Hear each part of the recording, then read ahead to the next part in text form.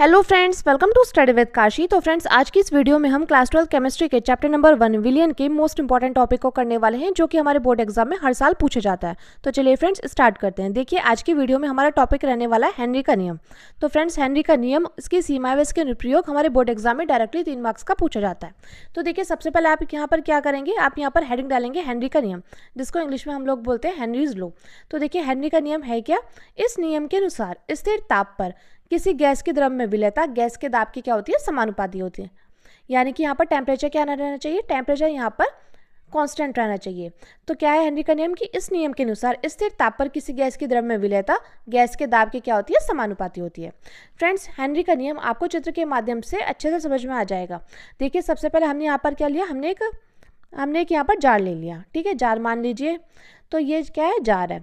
अब इस जार में क्या है? यहाँ पर देखिए, यहाँ पर द्रव है और यहाँ पर है गैस।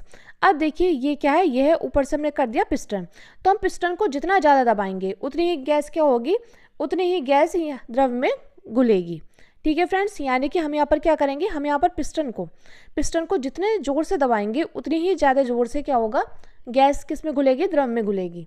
ठीक है फ्रेंड्स, यानी जितना ज़्यादा आप गैस को दबाओगे, अर्थात जितना ज़्यादा गैस आरोपित करोगे द्रव के ऊपर, उतनी ही ज़्यादा गैस घुलेगी। ठीक है फ्रेंड्स, यही हमारा हेनरी का नियम है। मैं उम्मीद करती हूँ फ्रेंड्स आपको इतना अच्छे से समझ में आ गया होगा।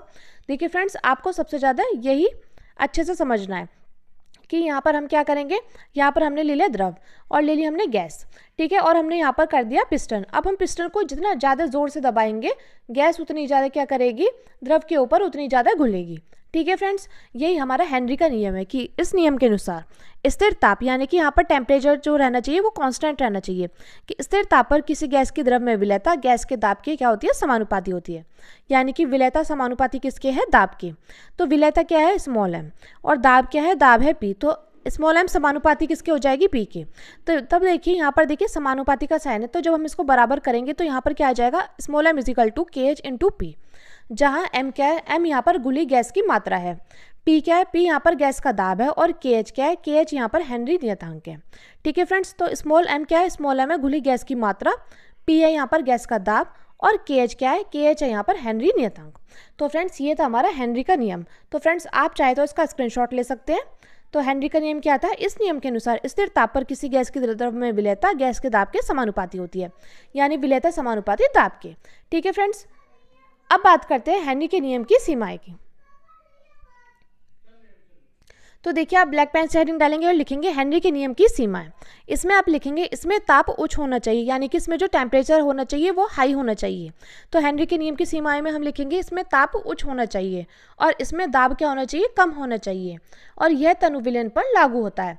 यानी कि हेनरी का नियम जो होता है, इसमें ताप क्या होना चाहिए? उच्च होना चाहिए, यानी कि हाई होना चाहिए, और इसमें दाब यानी कि प्रेशर क्या होना चाहिए? कम होना चाहिए। यह तनु विलयन पर लागू होता है, और इसमें विलय की मात्रा विलायक में कम हो, यानी कि इसमें जो विलय की मात्रा हो वो विलायक में क्या होनी चाहिए? कम होनी चाहिए। यानी कि देखिए, हेनरी के नियम की सीमाएं में आपको ये 4 बातें ध्यान रखनी है कि इसमें टेम्परेचर क्या होना चाहिए? उच्च होना चाहिए, और इसमें दाब कम होना चाहिए, और यह तनु विलयन पर लागू होता है, और इसमें विलय की मात्रा विलायक में क्या हो? कम हो। तो ये हमारा क्या है? यही हमारे हेनरी के नियम की सीमाएं है कि इसमें ताप क्या होना चाहिए? उच्च होना चाहिए, और इसमें दाब क्या होना चाहिए? कम होना चाहिए, और यह तनु विलयन पर लागू होता है, और इसमें विलय की मात्रा क्या हो? विलायक में कम हो। अब देखिए, अब हम यहाँ पर लिखेंगे हेनरी के नियम के अनुप्रयोग। तो आप ब्लैक पेन से हेडिंग डालिएगा और लिखिएगा हेनरी के नियम के अनुप्रयोग। तो देखिए, हेनरी के नियम के अनुप्रयोग में हम लिखेंगे, फर्स्ट हेडिंग इसमें हम डालेंगे शीतल पेय पदार्थों में। शीतल पेय पदार्थों में कैसे? जैसे कि देखिए, सोडा वाटर है, सोडा वाटर, ये जितनी भी कोल्ड ड्रिंक्स रहती है ना, तो इसमें क्या होता है? CO2 की घुलनशीलता को बढ़ाने के लिए बोतलों को क्या करते हैं? CO2 के उच्च दाब पर इसको बंद कर देते हैं। यानी कि देखिए, हेनरी के नियम के अनुप्रयोग में शीतल पेय पदार्थों में इसका उपयोग होता है।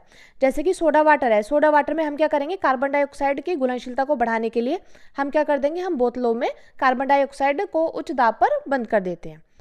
तो और देखिए, दूसरा है हमारा पर्वतारोही। ये जो पर्वतारोही यानी कि जो पर्वत पर चढ़ते हैं, और इसमें देखिए, इसमें फेफड़ों की क्रियाविधि में। ठीक है फ्रेंड्स, अब देखिए अगला है गोताखोर द्वारा। तो इसके 3 अनुप्रयोग हैं, एक तो शीतल पेय पदार्थों में, एक पर्वतारोही यानी फेफड़ों की क्रियाविधि में, और तीसरा है गोताखोर द्वारा। ठीक है फ्रेंड्स, मैं उम्मीद करती हूँ आपको हेनरी का नियम अच्छे समझ में आ गया होगा। अगर फ्रेंड्स वीडियो हेल्पफुल रही तो प्लीज़ हमारे चैनल को सब्सक्राइब कर लेना, और वीडियो को लाइक शेयर कमेंट करना मत भूलना। तो चलिए फ्रेंड्स, मिलते हैं नेक्स्ट वीडियो में। Thank you, thanks for watching.